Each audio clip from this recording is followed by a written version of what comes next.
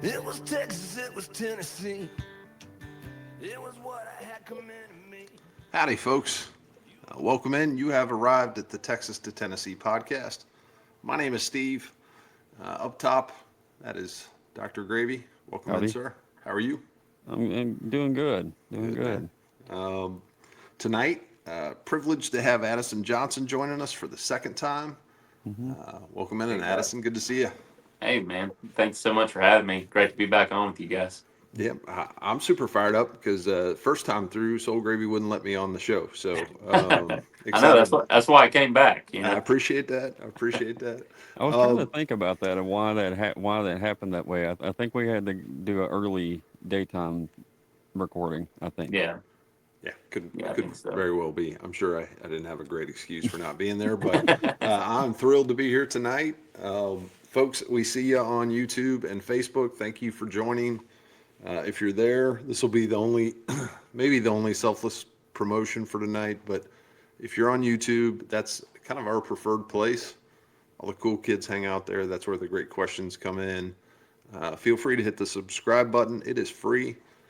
If you don't, just that's okay. Thanks for being here. We appreciate it. Addison, maybe to get started, in case somebody didn't get to see episode 42, could you maybe take a couple minutes and give us a little bit of your backstory? Yeah, for sure. So I'm originally from Greensboro, North Carolina.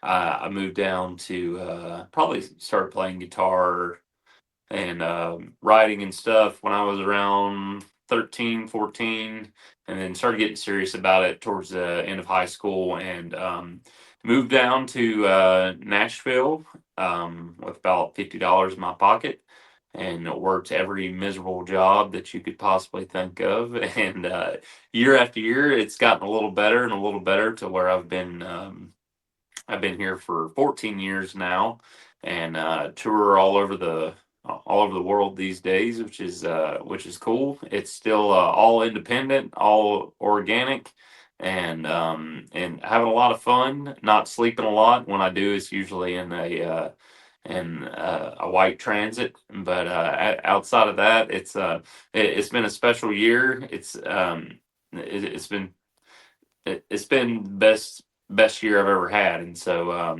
excited to get some new music out there. Finally, it's been kind of working towards that, and so it's a big week here in my household for sure. Sorry about that. Absolutely. Well, folks, we do have a treat for you tonight, so hang around at least till halftime. But you mentioned new music coming out. New Yeah, music is coming out within 36 hours, maybe less. yeah, man. My new single, "Maybe I'm Lonely Too," and I've been really excited about this song for a while because it's kind of given me a chance to pay homage to a few of my influences that I've never got to pay homage to, and I really have gravitated over the years to to Etta James and Ray Charles and folks like that. And obviously, I sound super country and stuff. Anything I sing is probably gonna fall in the realm of that traditional countryside and stuff like that. But kind of letting some of those influences bleed through on this production was something that I wanted to do and thought that the song called for. And my producer, Luke DeJanes, he did a great job of executing that and kind of bringing that to life and stuff. And, all this new stuff that I'm doing, in the past, I did full band records and, very Nashville style, which, very talented studio musicians and stuff like that, Opry players. And, love those records, extremely proud of them. But this one is kind of more in the vein of what I'm doing these days with the acoustic guitar. And so while there is a lot of talented pickers on these first two songs, with the conspiracy song coming out back in April, and then maybe I'm Lonely Too coming out here at the end of the week, it's all centered around the acoustic guitar. So that's something that I've been wanting to do for a while to kind of make that transition easier for the live show to the product that you're taking home with you and stuff. And so finding new ways to do that. has been extremely interesting because I think there's a lot of acoustic records out there. There's some that have done it really well, like you think about like Steve Goodman or John Prine or Townes Van Zandt and guys like that. And then there's some people that do it and it sounds like they recorded it in their bathroom. Yep. And so it's trying to find that that that vibe and also adding your own personality with minimal input from other instruments. It's not an easy thing to do, but I feel like we executed it really well for this song, and I'm excited for everybody to hear it. Well, we are excited as well. I don't get to say it very often, but I think we have a world premiere tonight. So at Yeah, halftime, stick that's around, it. folks. Yeah. All right. Very cool. We've had a couple. It's been we've had a Yep. Tennessee Jet. Yes, we that, did. and, yeah, TJ, several Oklahoma Rose, I think. which was is one. Yeah. which tied to you did some shows with TJ too, right? Yeah. That's Yeah, man. TJ is a monster, an absolute monster. Got to play down in Texas with him. But he was incredible. It was we've known about each other for a long time, and I've known him through Alex and stuff. But actually getting to play with him and stuff, that was a great show. Absolutely. That was full band TJ as well. Oh yeah, man. Yeah. He brought it down there at Love and War in Plano for I sure. love to see him full band. I've never seen. He was always solo. So Yeah. Yeah, his solo shows are pretty fun too, especially when he pulls out the one-man band show. Oh no, He it's doesn't do definitely that Yeah, often for anymore. sure. he's a talented dude. But Yeah, yeah, he I is. would just like to see that other side Absolutely. as well. So Yeah, All right, I'll send I you have a pictures. hard enough time playing my guitar as it is, so I try to stick with that. No idea how he does that. It's crazy. All right, well, this is the section of the show that both of our fans love. So we are going to do Why Are They Famous? Greensboro edition. Yeah. Addison, born in Greensboro, North Carolina, North Central North Carolina. Would that be right? Or is it just Yeah. Central North Carolina? Probably just Central. Just Yeah. Central. Okay, Central. I used to live in Raleigh, a Yeah. little south of Raleigh, so down the Yeah. road a little bit. Population of about 300,000 folks. We have a phenomenal list of people to quiz Dr. Gravy on tonight, so okay. I have confidence in you. Let's see Saying how this Dr. goes. Gravy before I enter these wrong just seems like even more of a setup. But Well, we're not sure what kind of doctor it is. we're to be fair. practicing Right. these just like practicing medicine. So Also, Addison is I don't know if he's the second and third guest from the state of North Carolina. I thought we had more than that, but I went through and checked. BJ BJ Barham, episode 67. You'll hear me reference episode 42 tonight a few different times. If you haven't seen that, that's where all the good questions are going to be. We'll see what happens to this tonight, but go watch Addison on episode 42. Soul Gravy did a great job. thank you. All right, we are off and running. Going to start easy for you. We're also going to start alphabetically. Okay. Keenan Allen. He is an actor, comedian. No. Who am I thinking of? I'm Keenan. Saturday Keenan Night Peele, Live. maybe. Oh no. Oh yeah. Same first name, different last name. Yeah. Well, I figured that part out. Keenan Allen is a football player. He is. Any guess who he plays for? A lot of different people. He's in your conference. He played for a bunch of people. I think he's largely played I for think one he was team. a Cowboy at one point in time. No, No. he plays for the Chargers. He's been with the Chargers forever. So big, tall guy, great hands. Anyway, whatever. All right, that was I'm thinking of yeah. Keenan Allen. All right, this one a little bit more difficult, also alphabetical. Tom Alston. I don't think I'm familiar with Tom. Tom was the first African American to play for the St. Louis Cardinals. Okay. Trying to keep it in your wheelhouse, but I think Right. he might have been a little bit before your time. Probably so. Jeff and Joe Bostic. You get a 2-for-1 here. Are they related to Mr. Boom Bostic? No, I don't think so. I'm not familiar with their work. I don't think. All right. Well, they were really good offensive linemen in the NFL.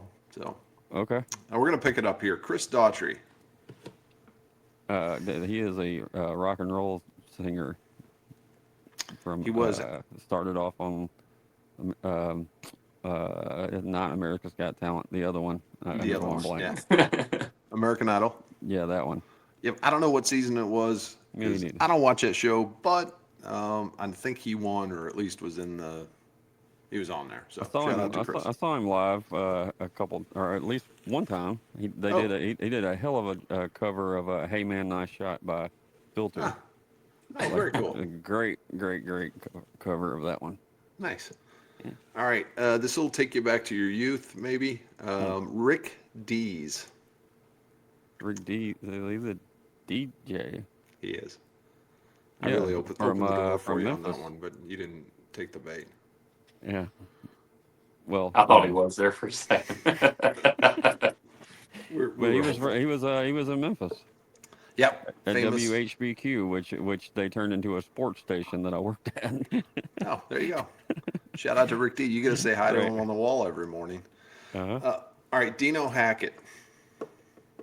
I don't think I'm familiar with Dino. Dino was a linebacker, played for the Chiefs in the 80s. Okay. So just missed your time there because I know you're super young. Brendan Haywood. Oh, yeah. Brendan is, I believe he's a basketball player. He is. Yeah.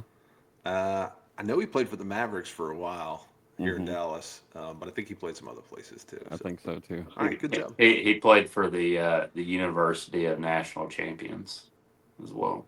Which is that North Kentucky. Carolina? Or which one is that? There's a couple. Is it Duke or He played North in North Carolina? UNC, Yeah. Okay. University of National Champions. Totally Gotcha. makes sense. All right. All right. Next up, this one a little tougher, maybe. O. Henry. I'm not familiar. Really? Okay. I don't. All right. It's like, Oh, damn. he's a famous short story writer. They used to have I think he had a candy bar named after him. O. Henry. Okay. I don't know. All right. I got to whatever. do homework on this one. We'll talk about candy later. All right. Let's see here. Torrey Holt. He's a wide receiver, or was for the Rams. And Yep. I don't know NC anything State about guy, that. I think. That's Great probably- show on turf. Yep, he was great. This one you're not going to get, but I'm going to go ahead and ask it anyway. John Isner. No, I'm not familiar. I think he's like 6'10 or 6'11. He played the longest, he's a professional tennis player. He played the longest recorded match at Wimbledon. It went like, in the last set, they don't play a tiebreaker. They just play win by 2. And it went to like 20 something, which is like crazy. Anyway, it took like 2 days to finish the match. Okay. John is from Greensboro. Great American tennis player. Ken Jeong. No. No. Jeong. I know what you're I don't thinking. think I'm familiar. Okay. Ken is a pretty famous comedian. He was in the TV show Community. Was also on what's the movie? Okay, I am familiar. Okay, I thought I was wrong, but he Yeah. was in The Hangover, and he's Yeah, in, that's he's the in, one I was thinking of. He's Yeah. in He's been in a lot of things. the Masked Singer. Yep. Okay. Yeah, he went to Duke and Carolina. All right. This one is. I'll just give you a hint. This one's Okay. baseball adjacent. All right. Major League. Dr. Frank Jobe. I don't. I'm not familiar. Different kind of doctor than you. He is he invented the Tommy John surgery. Okay. Yeah, he's been pretty busy. Yeah. Frank Lucas. No. I don't think I'm familiar, but I should be apparently looking at it. Let me help you. I know this one. Okay. All right. Well, tell us about it. Yeah. then. Phone a friend, Soul Gravy. Yeah, he was a mobster, more or less. That pretty much. I mean, he ran like all the way into the mafia and everything else. American Gangster by Okay. Denzel is what Frank Lucas is about. Okay. Yep. Saw that not long ago for the second time. Yeah. He was something else for sure. I think he might be out of jail now, but he was in jail for Yeah, a he's while. out. Okay. Shout out to Frank. Yeah. All right. Yeah, we love Frank. Thanks for watching, Frank. Appreciate you being here. Uh-huh. Tune in next Tuesday. Low Water Bridge Brand. All right. Dolly Madison. No, not familiar. I don't think. Dolly Madison was a first lady. She was the wife of President James Madison from Greensboro. I figured that second part out after when you Yep. said first lady.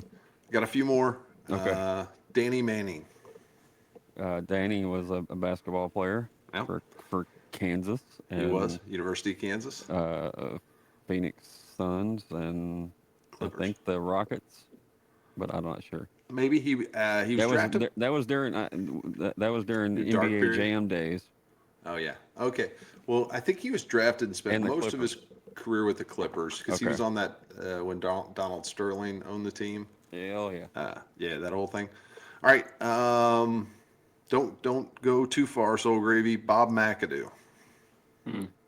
I know that name. I'm pretty sure he was a football player, but I'm not 100% sure. And he's a basketball player. Oh, that's right. Okay. Yep, that's right. Edward R. Murrow. No, I'm not familiar. He super famous radio broadcaster, television journalist. I think he's the one. If you ever see the video of the Hindenburg going down, Okay. he's the one doing the play-by-play. You know, like whatever. Yeah. Anyway, it's old-timey for sure. So we'll give you a pass on that one.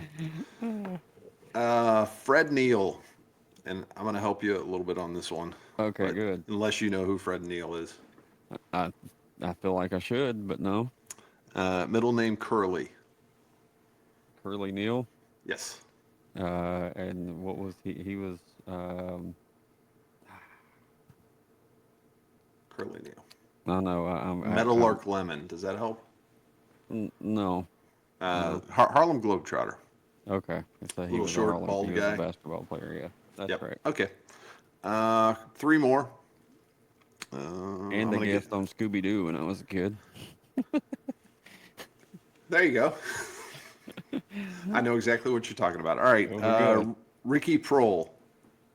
I believe he was a football player. Yeah, he was a wide receiver. Yeah. Okay. I think he played for the Cardinals, maybe. Nicholas Sparks. I'm not familiar. I think I know the name, but I can't remember. He's an author. He wrote a bunch of, man, I'm not really doing him justice, but a bunch of books that, A bunch like of good House- books. this is a little, housewives would like. Okay. So, shout out to I got you, Nicholas. I got you. Yeah. And then last but not least, Cody Ware, and this will take us into the next topic. Well, no, I'm not familiar. I don't think. All right, he's a current. I think we determined it's not Winston Cup anymore, but he's a top level Okay, NASCAR okay. driver. So I got you. yeah. Shout out to Cody Ware. All right. Addison, thanks for putting up with that. Yeah, that was great. Yeah, Soul Gravy's done better, to be honest. It wasn't Yeah. his best showing, but whatever. Yes, summertime makes it hard to do trivia It does. after a hot day at work and then eat dinner and then come in, and then you're supposed to think. Yeah. Who So does that? yeah, I know. I didn't sign up to think. Well, we're slowly getting smarter, so I Okay, think it okay. helps. Yeah, yeah. Okay. For the people. Yep, for the people. NASCAR specifically, and I know you were born in Greensboro and might have transitioned at some point out of Greensboro, but to me that always felt like kind of the heart of NASCAR country. Yeah, man. It absolutely it was for sure, and even where like my grandparents were and stuff, just on the over on the Randleman side, kind of Oh, yeah. Greensboro, you had the Petties that literally were 3 miles down the street from my grandparents' house, and we would see them all the time. The Earnhardts, obviously, a huge part. I knew a ton of them, a ton of their family. Was actually having a conversation with somebody the other day. Like growing up kind of when I grew up in North Carolina, being a 90s kid and stuff, coming up through like at the height of the sport, there would be family functions that we would do. We'd have cookouts and stuff, and people would literally be wearing their pit crew uniforms, coming to the cookout after they just left the track. It was just like, family and friends. Everybody knew somebody that worked in the sport or this and that. So, and still to this day, like I got my love for racing from like my grandmother and my grandfather. Their first ever date was I believe it was I'm probably gonna get this wrong, the 1987 Winston when Earnhardt passed Bill Elliott through the grass, Yeah, the pass passing through the grass. grass, Yeah, for sure. or the block through the grass, whatever you want to call it. But and so like it's always been like in my blood, and my whole family has been interested in it. But yes, Greensboro for sure it was a super like melting pot of everybody moving to town to either go to Charlotte or to try to make it in racing. Tons of short tracks, Bowman Gray, Yep. right there. And so yeah, well, lots of history and stuff there in the Piedmont. Yeah, well, I appreciate you sharing that. Soul Gravy told me when I joined the podcast that I'd get to talk sports all the time. Somehow we end up never talking about sports. So Yeah. This was my opportunity, and I haven't got to hear Brendan Haywood in a while. That got me like hyped. I'm like excited. nice. Well, that's great. I had a feeling that we might be able to connect on that. So, I lived in North Carolina for a little bit, and trying to explain that culture to someone who's not from there sometimes can be a little tricky. But it's a massive machine, and obviously Yeah, huge. that in college basketball, I mean, especially in that time where Kay, Roy, Dean, and Coach V and all of them were just like they were bigger than life. Like you would walk through the hallways and there would be like, even in middle school, and there would be like Blue Devils hanging off nooses of backpacks and like and just it's hard to explain, especially here, like even living in Tennessee, because it's just all Vols here, Right. and so but there like I would tell my mom, I would beg my mom not to make me go to school after Carolina would lose to Duke in basketball. And sometimes she'd let me off because I mean the grillings that you would get there were just, I mean, it was awful. Yeah. BJ Barham, huge NC State, Wolfpack fan. I can't wait Mhm. to play a show with that guy because I'm just gonna just roast the entirety of the opening set. Probably never get invited back, but That is just, this is not really about me, but when we did move there, my wife got kind of cornered, and somebody asked, like, who's your team? that's it. And we're like, well, we're not really, I mean, we don't dislike any of them necessarily, but they're, we have our own kind of thing where we're from. Yeah. And they did not accept that. Yeah, they were like, So okay, so you who's your got, team? yeah, well, not only that, but even if you had a team, you still had to pick one of the three. Yeah, for Because we sure. kind of lived not too far from NC State, but obviously Duke was just right Yeah. up the road, and then Carolina is just up the road as well. So there was a clear division that was always interesting. Absolutely. They're in the triangle for sure. Yep. So I'm curious about I'm always curious. I don't know why I'm saying that so much these days. But do you think that college ball so you grew up in, same as me, as I think it was probably the height of all of that, as far as Yeah. players were with the teams longer. There was more. Sure. There was more. Commonality between Loyalty. Yeah. between well, just you like this year. I'm a Memphis Tigers fan, and I can't name you one person on the team because Yeah. that's just the nature of the way it is.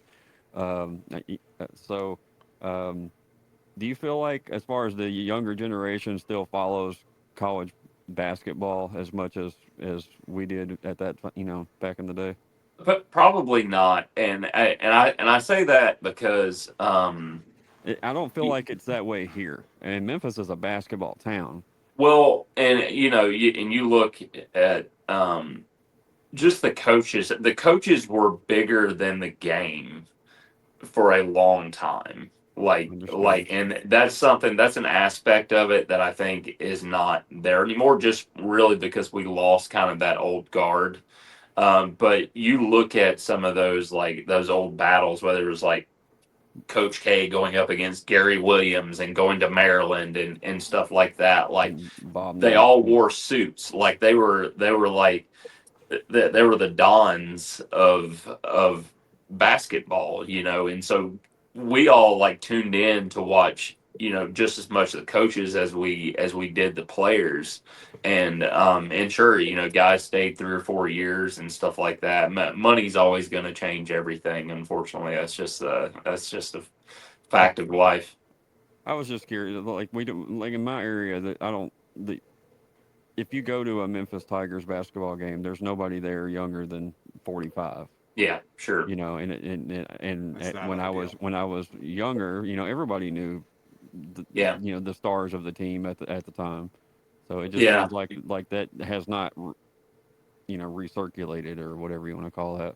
Yeah, I think if the NIL's done anything, if the transfer portal wasn't a thing, I think it would be a little bit different where you could sign guys to contracts and stuff like that, and I think that's probably where we're heading Probably. eventually. But it has been something where at least we've had the opportunity to kind of retain players over the last several years with NIL compensation, whether you agree with that or not, is kind of neither here nor there. But we were able to, like, we had Armando Baycott for 5 years and a COVID year, but we were able to do that because we could pay him what he wanted to be paid, and so I think there might be an opportunity for us to go back to where you can have those rivalries and stuff like that, because it wasn't just even your team that you knew everybody. Like I knew everybody on Duke's team and on Yeah. Oh State's yeah. team and Uh-huh. on Wake's team, and whoever was coming to town, I knew like who Carolina was going to have to go up against. So I do miss that part of it for sure. Well, it takes a couple years of playing each other to get that, and then Yeah, they're not there absolutely, long enough. So for sure. okay, In the sorry. oh no, it's good. No, I dig it. In the first interview, I feel like it was maybe a missed opportunity. Mm, There was a question about you working at the Ford dealership with Alex, yeah. and we moved on to the next question. I feel like there's some unfinished business there. Anything that you'd like to share about that experience? Yeah, it was man, it was such a whirlwind. So I was actually working. I was driving a forklift at Lumber Liquidators in Laverne, Tennessee, and I was making about $10 an hour there, and I was playing a couple shows a week, just trying to get my foothold in this town in any way whatsoever. And I had just started writing. I had a friend of mine that introduced me to Alex, and I realized that Alex was writing and doing music that I like was super interested in, and we had like-minded taste at that time. Probably around that 2012 mark, you were starting to get records at High Top Mountain and Sturgill and Edie and AM Country Heaven and all this different stuff was starting to come out, and so me discovering all this at the same time of like meeting Alex is like I didn't even know like this, like you could just do whatever the hell you wanted to do. Like this is Right. amazing. Like I thought you had to do what Nashville said you had to do, and so it really opened my mind. But so we became friends just sharing that interest in that type of music and stuff. And I was hating my job, and so he talked to the owner over there and was able to help get me a job over at the Ford dealership where we were really not worth anything. The owner loved us, That's cool. and he knew that we weren't worth anything. It was we'd show up hungover every day, like blaring, Waylon Jennings records in the back of the warehouse and stuff like that. He wrecked the parts truck a couple times. Like I screwed up inventory really bad one time. They wanted to fire me over that. It was we were a package deal there for sure. He actually got out of there quicker than I did, and I even worked the parts counter there for a while, and I was working like a full time, like 50, 60 hour a week Okay. salary job, Yeah. and then playing 3 to 4 shows a week, 4 hour sets each night, and I'd wake up and then go and do it again and do it again. And I did that for a couple years and realized that it wasn't going to be a good deal. And they actually, to their credit, the guy there kind of let me like tiptoe out of there. I could kind of come in and work a little bit when I needed to, and then I would go out. And so they were a big reason why I was able to go full time when I did into music, just because they let me kind of phase my way into it. So shout out to Ford, Lincoln, and Franklin, even though that we destroyed a lot more than we helped. Well, folks, it just goes to show you that if you have good taste in music, it helps, because I gotta think your owner was a Waylon fan or whatever. Like Yeah, that. for sure, It man. had to help, right? So Mhm. I appreciate you sharing that. I feel like a little peek behind the curtain, but Yeah, absolutely. I know it feels like you've been on here for 3 hours, but we are actually halfway through. Yeah, So it's great.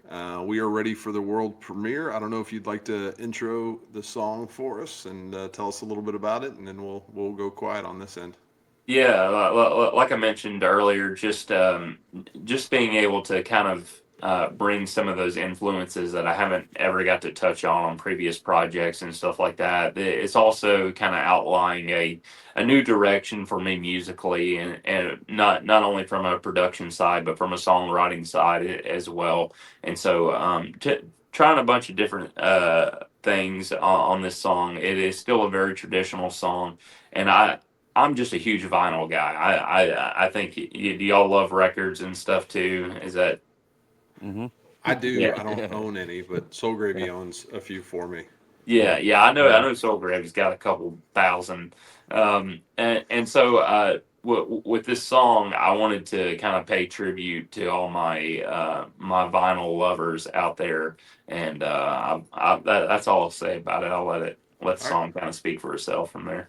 cool. If you don't mind hitting the little microphone button, we'll get a best cut of it here. All right, here we go.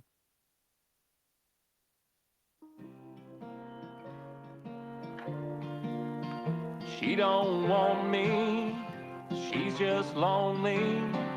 She don't need me, she's just blue. Yeah, she tells me I'm her one and only, but I think she's found somebody new. Yeah, she don't call me in the daylight, it's like she lives behind the moon. She don't want me, she's just lonely. Well, maybe I'm lonely too. Yeah, that silence is like violence for a heart that just wants to speak. Well, I'm staring at the wall, half hoping she'll call, half hoping she'll just leave me be. 'Cause she don't want me, she's just lonely. She don't need me, she's just blue. Yeah, she tells me I'm her one and only, but I think she's found somebody new. Yeah, she don't call me in the daylight, it's like she lives behind the moon.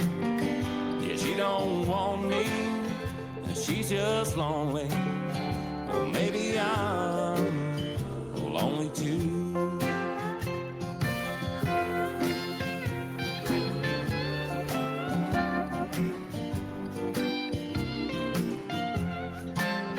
There ain't much heaven after 11, but it's hell sleeping alone.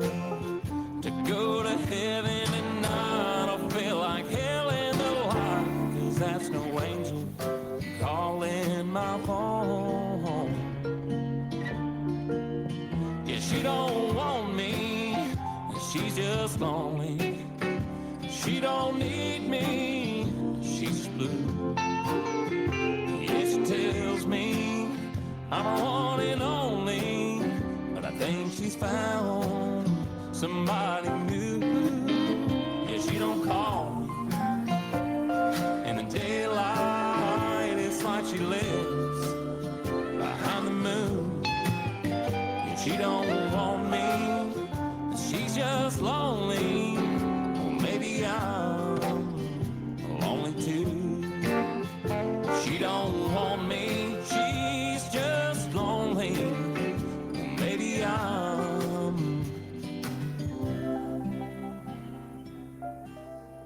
Well, maybe I'm lonely too.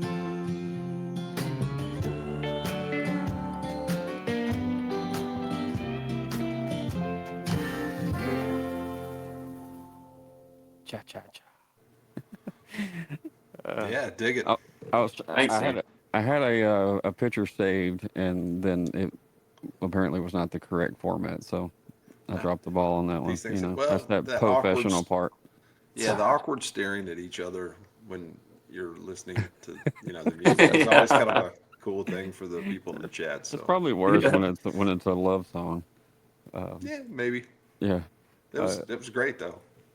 So we ask this question quite a bit when you have to sit there and listen to, usually it's not such a fresh song, but when you're listening to this, when you have to sit there on camera awkwardly looking at us listening to your song, what are you thinking listening to that playback like that?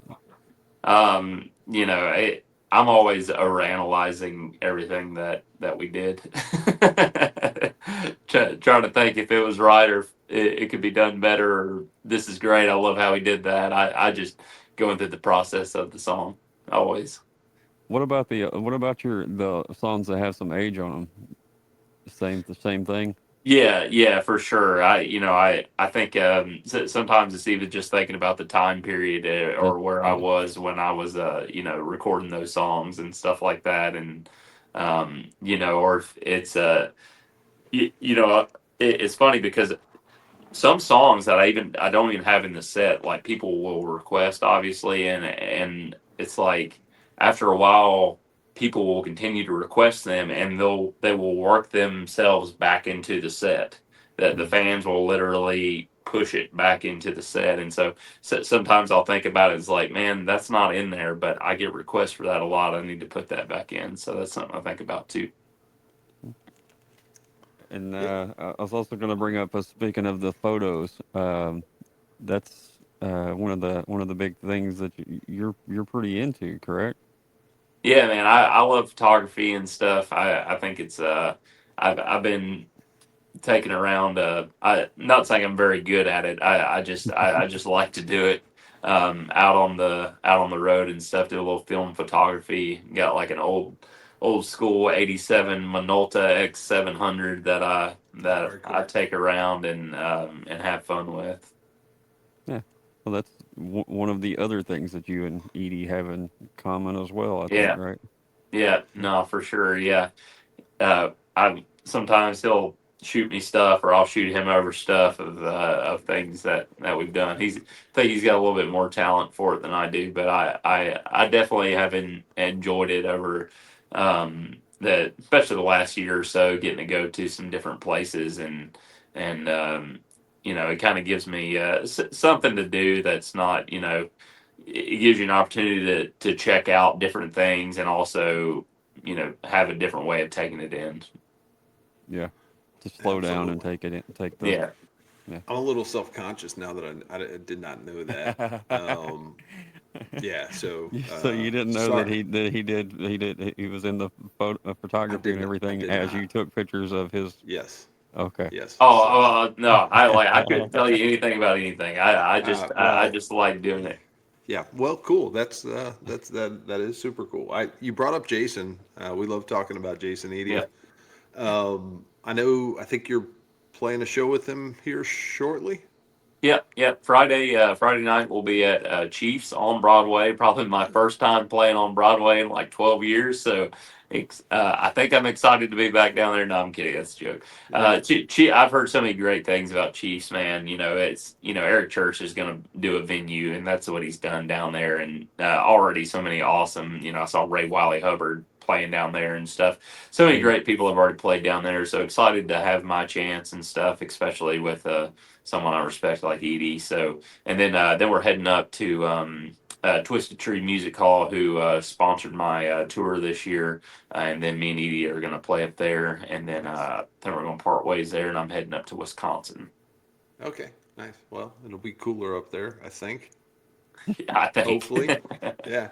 I think last time that I saw you in person, you had just acquired, hopefully I'm not giving up too much away, but I think you shared this. So you had acquired a guitar from Jason. How's that working Yeah. out? Yeah, man, it's great. Yeah, it's super cool too because I'll say this about Jason, like back to those forklift driving days when I started finding out, records like like AM and Daylight and Dark and stuff.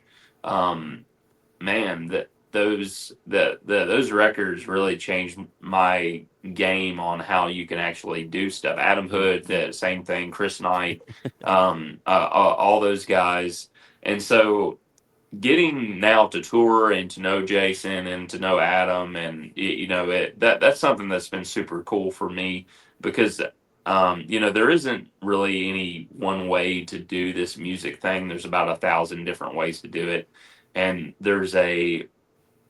it'll really attack you in every way that you can possibly imagine doing it from the independent side, whether it's physically with just the 120 shows this year, sleeping in a van, doing all your merch, all your setup, all that stuff, a lot of that on your own, to the mental side of just I think we deal with more rejection in 1 week sometimes than most people will in 12 years. And so having guys that have gone through that ringer, that have played to bartenders that are now standing in the circle of the Grand Ole Opry, and having the opportunity to pick their brain, and but while also putting your own twist on your career and everything like that as well, it has been invaluable for me. And so I really cherish those relationships. I think those guys that I mentioned are in the same breath as some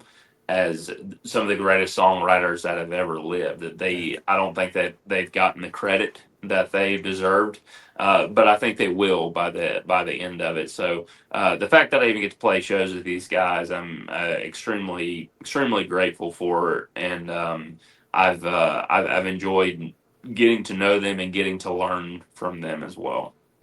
Well, I know they're happy to have you as well. Um, Usually, I keep asking Soul Gravy if we could have like a button or something that goes off when the first Adam Hood mention happens. Yeah.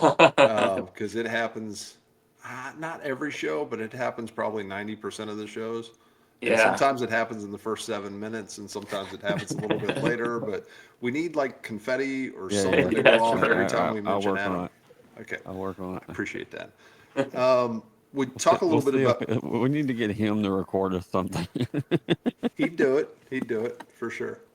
Like an Adam Hood, like Hi, Red I'm Bull Adam. sponsorship that goes Right. across. Feels like a no-brainer. I do want to talk a little bit about being out on the road because sometimes we'll ask the question like, "Hey, how many shows are you going to play this year?" Yeah. And I mean, you can kind of tell right away if. Well, first off, I'll ask who does your booking? Do you do it, or is it somebody else?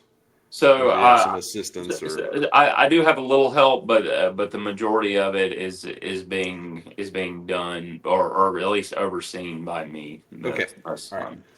So we'll ask the question, and there, somebody will be like, "Well, I'm playing 220 shows a year," and I'm like, "Wow, that's crazy." Yeah. And then I go look at, and I'm not calling out anybody specific, but I'll look at their tour schedule, and like it doesn't quite jive. Mhm. And then I pulled up yours today or yesterday, and usually, if you're looking at a tour schedule, it shows once a show is played, then it it goes fades away. away. One of the really cool things that I think that you do is you leave it up. Mm-hmm. And so I went through and I counted, and I'm like, all right, that looks like a lot of shows. It's going to take me a while, but I'm going to go ahead and count and see. Yeah. Then it's And like 17. Damn. You got to start over. One. Right. Yeah. Soul gravy. Anyway, so I just like I know you've been out on the road, seen a couple of your shows, but I also try to follow along as much as I can to Mm-hmm. kind of what's going on. But man, your path is wild.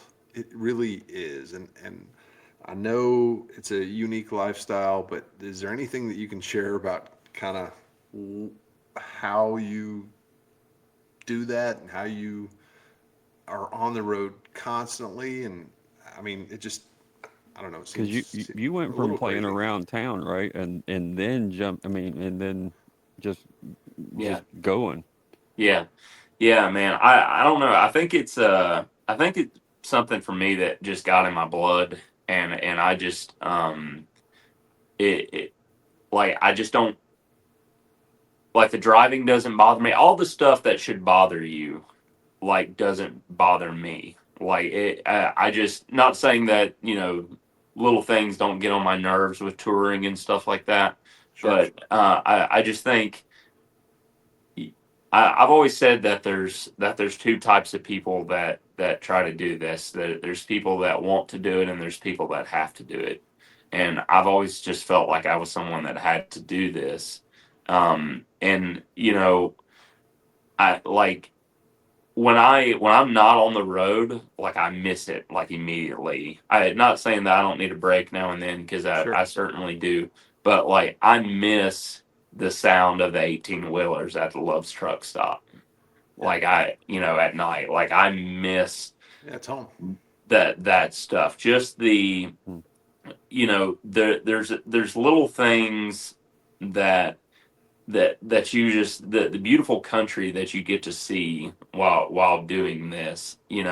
Like I drive more in a month than some people will all year. Sure.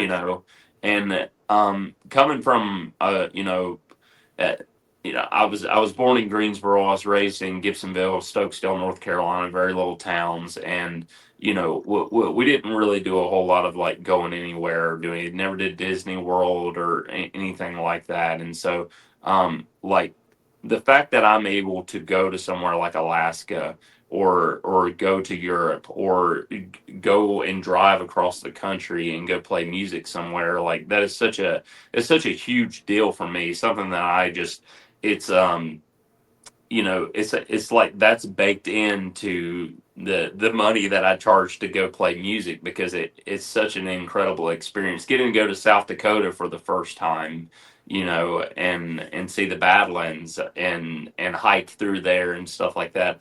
Uh, all that has just 1,000% got into my blood where it's like I love to travel. I love going to see people out on the road. The fans have turned into a lot of them have turned into like a road family. Over the last, I'm coming up on I guess my ninth year touring full time, and every year it's gotten a little bit better. To where it was just Tennessee, and it was just Tennessee, North Carolina, or Tennessee, North Carolina, Kentucky, and this year it's 25 states, and still wanting to continue to grow that. I'd love to go to, I'd love to do 50, and I'd love to go do 15, 20 countries internationally. I really enjoy the just the being on the road, the lifestyle. It is tiring, but I reach a point, I think it's when you're out there doing it, like you reach a point of just regular tiredness that just stabilizes and you're able to just like at that point it feels good. It feels normal. Like, yeah, you're tired, but like everywhere you go, people are stoked to see you. They're happy, they appreciate what you're doing. It does get I am approaching the point where I might need a little help coming eventually, whether that's a tour manager or something like that, because it does doing 8 to 12 hour drives and then setting up all your merch and then Yeah. playing the show and tearing it down and doing all that. So I'm trying to work in some creature comforts a little bit more here and there, but it is about as organic, independent road dogging as you can do right now. Absolutely. One more quick question, and then Soul Groovy, I'll throw it back to you. Yeah. I know you brought this up briefly, but you're headed to Europe. Can you tell us anything about that? Yeah, for sure. This is my fourth year going, and Mm. I look back at just, things that I've done in my career so far that absolutely changed like my life as well. And then going to Europe for the first time was definitely that.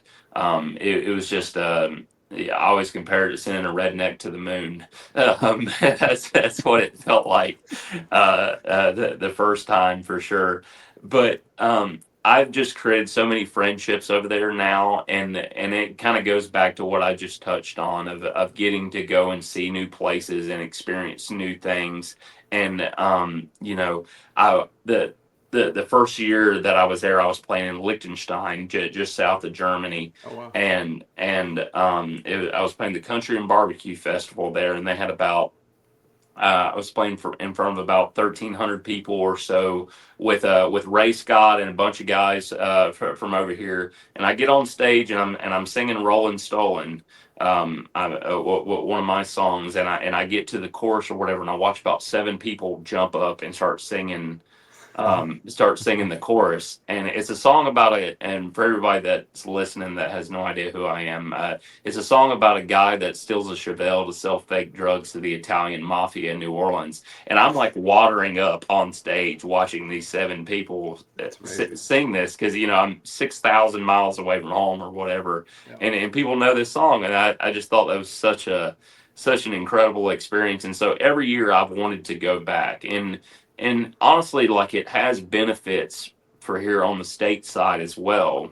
Just from you're always looking for things that are going to help you move the needle, more or less. And so when venues see that I'm Mhm. playing in Switzerland and Austria and Germany and stuff like that, well, that looks like, why shouldn't we get that guy in here, Sure. kind of thing, or why don't we put that guy on that show with that big artist? He's touring internationally, so I think it's got mutual benefits from there as well. Just as an independent, doing that logistically has was a challenge at first, but we've kind of figured out how to do it, and believe I'm going to have an agent coming up there in the future, which will be exciting. So.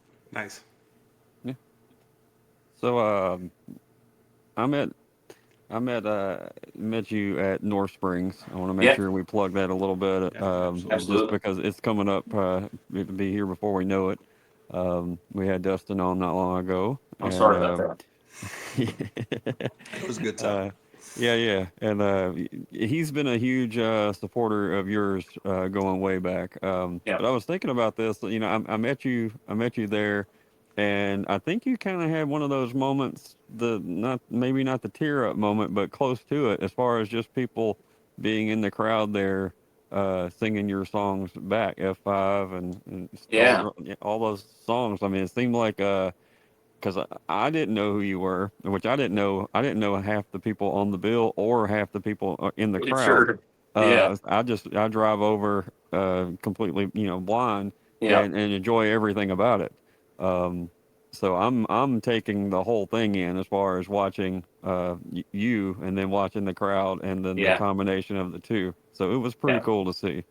Yeah, man, that was a super special day right there. I was sick and was having a pretty rough week, and was just like, they all came up to the stage immediately when I started playing. I was like, oh man, this is what like I needed, is like I just need to kind of give it all to them, and and accept whatever energy they bring back. And then hearing everybody sing out of control and stuff like that was just, I mean, it's super special, man. That's the stuff that when you set out to do this, that's what you dream of doing, is having people that, will allow you to live in their cars and live in their living room and out on the lake, and, wherever your music can, make an impact, and to see people like it enough that they would, come to the front of a stage and scream it back to you is a pretty cool thing. And the festival, just to touch on that Hmm. really quickly, is uh,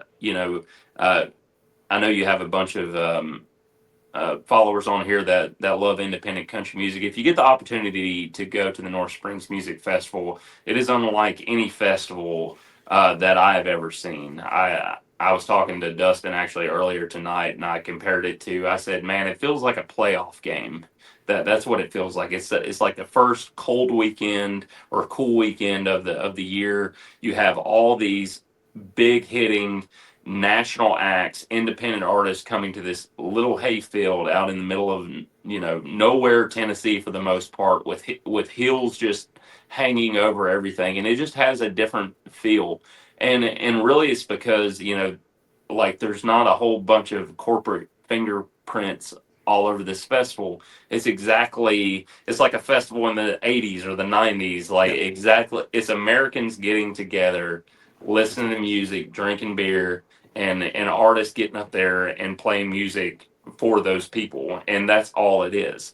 There's not a bunch of you know red tape. All the artists are walking around through the crowd and everything like that. There's a cheap little fee, so you can bring in and you can drink your beer or anything. They're not charging you $9 a beer or something like that. And so anyways, it's a really special festival, and it was just a bunch of Tennessee folks at first, but now I see the same people that I see when I go play in Minnesota or Wisconsin. They all come down to this festival because it just has a different vibe to it that you just can't replicate. And so I continue to beat that drum for that festival because it's unlike anything that I've played in. The two lineups that the kickoff party, but Friday and Saturday, I mean, good grief. Yeah. I mean, it is absolutely loaded. So Bunch of killers. yeah, man, and it just feel very honored to even be a part of it. Saturday is going to be really special. So Friday. Yeah, I'm looking down that list. It's crazy the amount of people off of that list that we've talked to. But I think about that after podcast. Like, I don't intentionally bring up North Springs on every show, but it just sometimes comes up. And the same way about Adam Hood, we joke about the 7 degrees of Adam Hood, but part of that is because it's the reason for both of those things. I mean, they're not the same thing, but they're Right. they're both just a little bit extra, a little bit different, a little special in their own way, and the way Dustin treats people, Adam, the people of the festival, the way the community around the festival is its own little vibe and own or a big piece of that pie as well, as far as why that goes the way that it goes. I feel like we need like a Texas to Tennessee like live college game day Ooh, openings. I like that. Yeah, I like that a lot. yeah. I think people need it. All right, we're gonna have to think on that. But, well, we want to keep to our commitment to have you here for an hour, so we need to get to rapid fire, and then, I don't think we get to ask you the question again. So I guess we'll finish with rapid fire. Soul Gravy. One other thing, maybe not. just real quick. Yeah. I just want to point out that I'm pretty sure, like I've met a lot of people that Steve sent my way, right? Mm-hmm. I think you're the first person that Steve has met that I was like, hey, I met this guy at North Springs, blah blah blah, and then 6 months later, you're with TJ and Yeah, no, yeah, absolutely. That's for sure. I like the reciprocal part of that. No? Yeah, for sure. All right. Okay. All Yeah. right. Well, let's get to rapid fire. You did ask one of the questions, so I'll have to strike that from. I don't want to ask you again because if you give us a different answer, it's going to seem weird. What's an album, Addison, that you purchased more than once? Oh, probably Back to the Barrooms, Merle Haggard. Oh, Okay. We just became best friends. Yeah, yeah. I mean, Misery and Gin on there, greatest song Yep, ever. one of the best. All right. I don't know if this is fair or not, but what would you be doing if you weren't doing music and you can't say working at the Ford dealer? Yeah. Um, Man, I would probably, I would probably, I've done some stuff in the fishing industry, and I really like that. And I've also, talking to brought up F5 earlier. I grew up super big in meteorology and stuff. I'm really fascinated by weather. Really bad at math though, so I'm not sure that would have panned out. But that they could have sent me out there. I've been the guy like in front of the tornado, like Nice. Well, to You be would have been fair, the the folks in Dallas are not great at math, yeah, for apparently. sure. They don't seem to get it right. you would have So, been the first weather person saying yonder. Yonder for sure. all right. Dinner with one historical figure. Also, what are you having to eat? Oh man, historical figure. So George Jones, obviously. Okay. You're not eating. You're just drinking. Yeah, that's it. Liquid diet. All right. Great Yeah.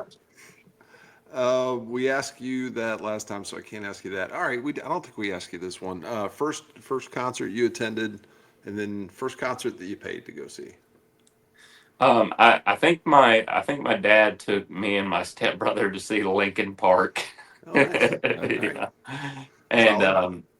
and the first big concert like I paid to go see, this was actually pretty incredible. This was the North Carolina Ag Fest. I took my old high school girlfriend and we went up there. I think I paid like $15 a ticket and we sat 20 rows back, pretty much dead center. There was a band that was just getting their feet under them out there, and I got their CD signed. I even got to go on their bus for a second. What's their name? Oh yeah, Blackberry Smoke. They were just getting their start. And then there was this other guy that was pretty good. That was on one of his first tours as well. Jamie Johnson. He was kicking off that show. And then Eric Church was on it. Blake Shelton and Tracy Bird. I think that was the lineup for it. It was a pretty good show. $15. It's pretty 15 good. bucks, man. Yeah. Yeah. I think those guys should stick around and keep doing music. I think so. Yeah, They got a not bad. future in it. Yep. Bucket list venue. Let's do one. And I know you've played a ton of places, but bucket list, one inside of Tennessee and one outside of Tennessee. Oh man. I mean, really, I tell people all the time, I don't really set goals. I don't, that's not really what I do in this. Yeah. But, but I also tell people like I've given up, so much in my life for the opportunity to play 3 songs in a circle. And that's that's pretty much what I want. Okay. And so, and then, gosh, man, I mean, I could name like 15 in Texas, probably Green Hall, Old Yeah. Quarter, a lot of those that I definitely want to get to here pretty soon. Okay, cool. And then this isn't the last question I'm going to ask, but it's close to it. You could put your music on any movie or TV soundtrack. What would you like? Where would you like to see your music? Yeah, I think I've got I think I've got some stuff that would really work on westerns and stuff. Like if I could, I on this past record, Dangerous Man, I wrote a song called "End of a Rope," and I think that would have been, and I wrote it after watching Lonesome Dove, the blue duck scene, Yes. and so Okay. I think Makes that sense. song would have really fit in that vibe, or it or kind of anything that 310 to Yuma, any of that stuff would probably work.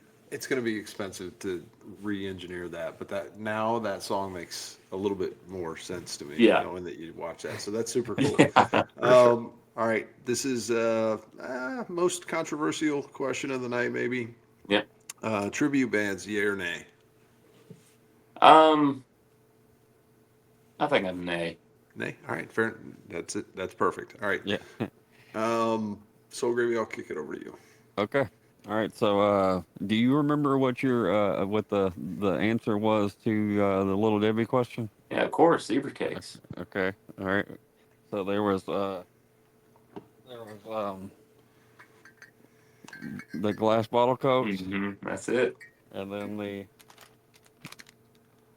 Oh yeah, the Reese's Cups. Yeah, uh-huh, and then yeah, and Somebody's then starting to salivate. yeah, yeah, a little bit. and Oh, then oh yeah.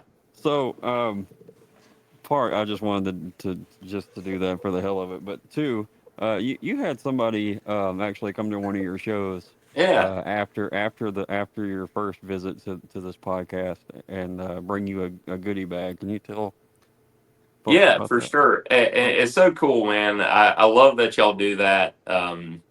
And you asked that question because it gave me my great grandfather is the one that that had all that at his house all the time. Like that was like his three major food groups right there: ice cold bottled Coca Cola, Reese's Sure. Cups, and zebra cakes. And I honestly cannot remember eating anything else while I was over there. Nor did I complain. But so I appreciate you doing that because it just gave me a chance to like to think back on that. But Hmm. after we had talked, I had some friends that that kind of brought me an Easter basket while I was playing at Route 33 out in Wapakoneta, and I just thought that was super cool. It's people are so thoughtful, man, and like I've been given some like some super cool things over the years, and that one was like they also gave me a signed um, um, John Anderson hat as well, which Oh I wow, thought was pretty awesome. that is. It's amazing. Yeah, yeah, definitely. Yeah, I was pretty blown away by that as Yeah, well. And I mean, I'm not the artist on stage or whatever, but just to know that people listen. I mean, I'm sure it's a similar thing from you, just to know that people are paying attention. for sure. And my favorite spin the has been like everybody knows I'm a huge George Jones guy. Like I'm pretty emphatic about that, and so I've been given some like some two like super cool gifts. So someone brought me a Elvis decanter and a Flintstone jelly bean jar Oh from wow. the King is Gone by Yeah. George Yeah. Jones. And then, but probably the coolest thing that I've ever gotten is someone brought me a signed George Jones record that their grandparents got from when they went and saw George Jones back in the '60s. She also brought me three Polaroid pictures that they had taken of George Jones from the early '60s. And I was sitting here looking at these pictures, and I know all the Jones boys and stuff, and there was a guy in a green suit back behind George Jones that I did not recognize. And then like I cold chill like ran down me, and I realized that I had just been given three Polaroid pictures with Johnny Paycheck playing bass for George Jones. That's insane. Hmm. Oh man. And Okay. so even I just moved into a new place, and so I've got my spare bedroom is going to be called the Jones room, and it's just got all George Jones memorabilia on it. So yeah, y'all ever come to town, you can stay in the Jones room. I like the Airbnb idea of the Jones room. Yeah, The Jones room. solid. That's great. All right. Well, just right quick, y'all make sure and go pre-save. I know it's coming out in 30 some hours, but go pre-save because it does help Yep. get that on to playlist and whatnot, editorial list. It's important and it's free and it's easy to do. And we've asked you to do it. So if you would do that, we would really appreciate it. While you're there, give Addison a follow. Also, go check out his website and you can see what we talked about with his show list. It's really impressive. And if, Thanks, mate. yeah, I mean, buy the ticket early. He's coming to somewhere close to you. So go, For sure. go buy the ticket. It means the world. So Absolutely. appreciate having you on. Thanks for joining. Thank you all for being here. Yeah, thanks guys. I appreciate y'all. Thank you. See you.